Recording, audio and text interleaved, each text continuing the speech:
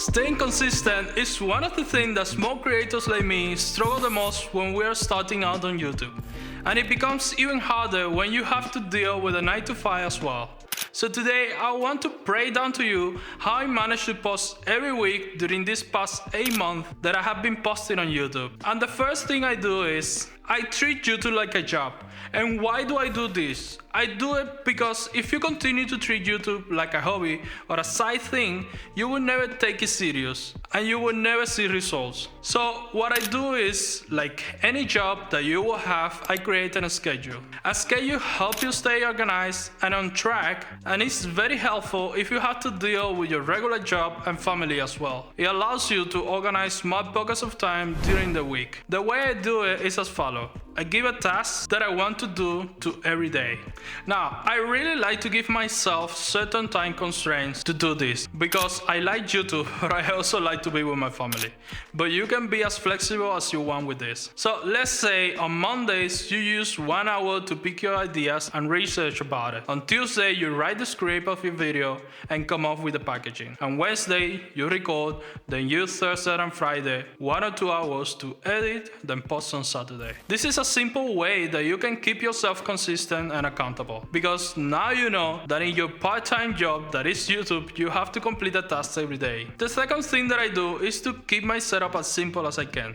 In my case, I only use one light and a tripod with a teleprompter and a lav mic, and they are always set up. That way, I'm always ready to record and I don't have to spend extra time setting up everything every time you need to record. All I have to do is to slide my phone in with the mic and my tablet with the script on the teleprompter, and I'm ready to go. And I know that there are more efficient solutions like having all together in one single stand, or even have a permanent rig and a dedicated space in your house.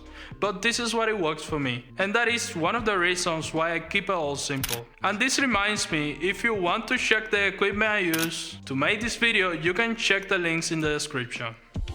Sometimes it helps me a lot to keep a constant flow of ideas.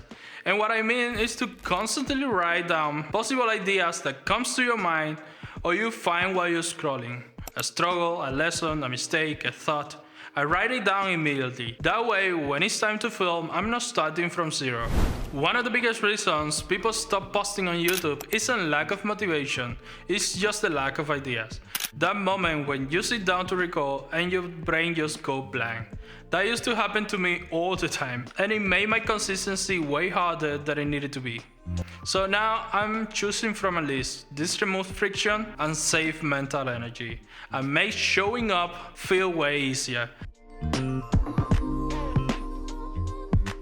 And if you still struggle to find ideas, one thing I do is to go back to my old content. I look at content that performs well and try to replicate it with a different spin to it, or you can just go back to content that performed bad and try to analyze what was wrong and try and fix it and do it the right way this time.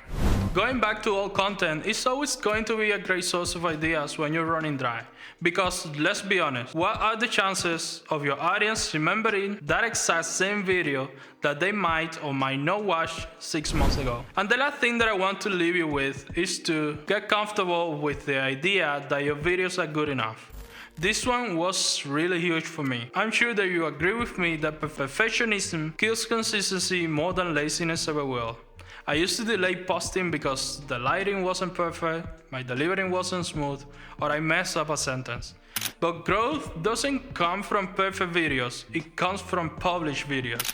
And this becomes even more essential when you don't have enough time to invest on YouTube. The truth is, your video doesn't need to be amazing.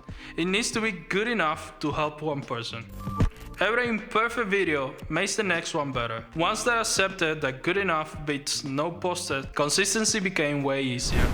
So here's how I managed to stay consistent, sharing my time among my family, 9-to-5, and content creation. And if you're still struggling to stay consistent, maybe you should watch this next video over here on why you should keep posting and shouldn't give up. Thanks for watching, and I see you in the next one.